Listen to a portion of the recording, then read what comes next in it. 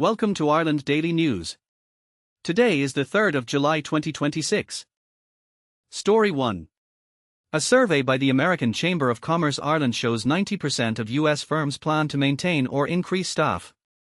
Nearly half of the companies plan to increase employee numbers in the next 12 months. 70% expect their headquarters to increase investment in Ireland over the next 5 years. One-third of respondents identified cost competitiveness as the biggest challenge for Ireland. Housing was cited as a major concern by 27% of those surveyed. Over half of the companies view Ireland's energy infrastructure as a competitive disadvantage.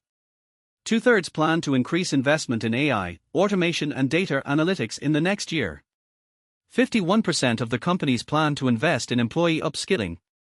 The American Chamber of Commerce Ireland is celebrating the 250th anniversary of U.S. independence in Dublin today. Minister for Public Expenditure Jack Chambers will address the event. There are currently 1,002 U.S.-owned companies operating in Ireland. These companies employ 245,000 people in the country. Story 2. The VAT rate for the hospitality sector has been cut from 13.5% to 9% this week. Some restaurants, including Dax in Dublin and Cluck Chicken in Walkinstown, are lowering prices. These include Dax in Dublin, Cluck Chicken in Walkinstown, and Lolly and Cooks. However, the Restaurants Association of Ireland says most businesses are unlikely to follow. Chief Executive Adrian Cummins says there is no requirement for businesses to reduce prices. Many restaurants are facing tight profit margins. The policy is expected to cost €681 million annually. Finance Minister Simon Harris and Enterprise Minister Peter Burke confirmed the policy is settled. Historical data shows the pass-through of VAT cuts to consumers varies significantly. In 2011, 50% of the tax cut was passed on to customers. Recent cuts saw lower pass-through due to high inflation.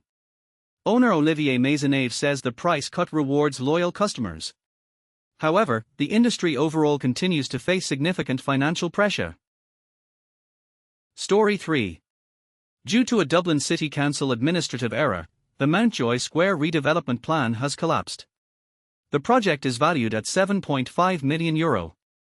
Council executives previously incorrectly told councillors they needed to vote urgently. They claimed that failure to vote would result in the loss of government funding. Councillors subsequently voted 44-17 in favour of the plan. However, Chief Executive Richard Shakespeare admitted the information was incorrect. The Council has now decided to scrap the existing planning process. The project will initiate a new statutory planning procedure.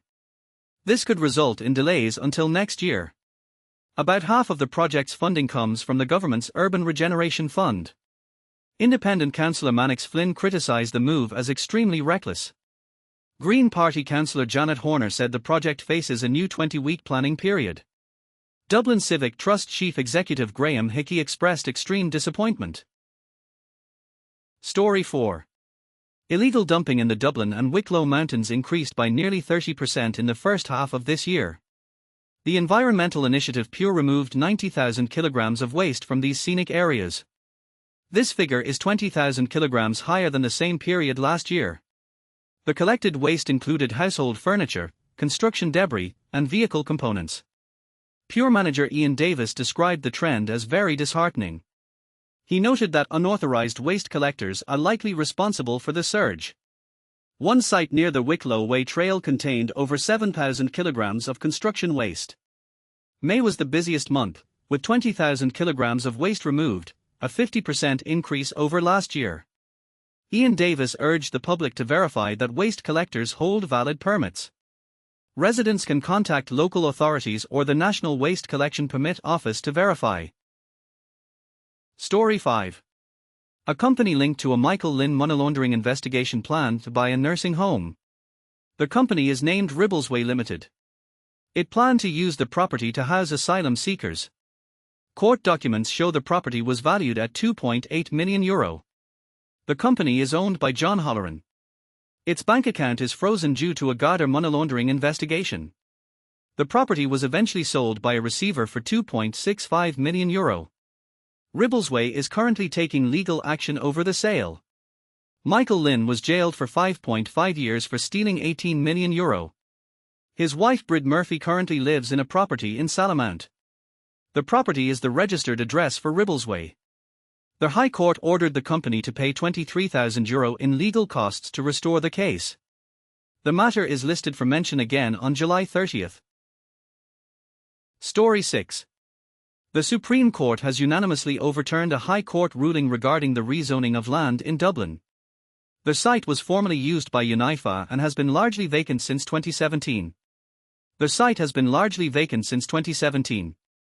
Dublin City Council plans to rezone the land for residential and commercial use. Pat O'Donnell and co. had challenged the plan because their agent's name was listed instead of the company's. The High Court had previously ruled the rezoning invalid. But Supreme Court Judge Seamus Wolfe noted the administrative error was merely technical. He stated it did not have a substantive effect on the decision-making process. Judge Gerard Hoban agreed with this assessment. He argued that administrative decisions should not be invalidated on purely technical grounds. This ruling clears the way for housing development on the site.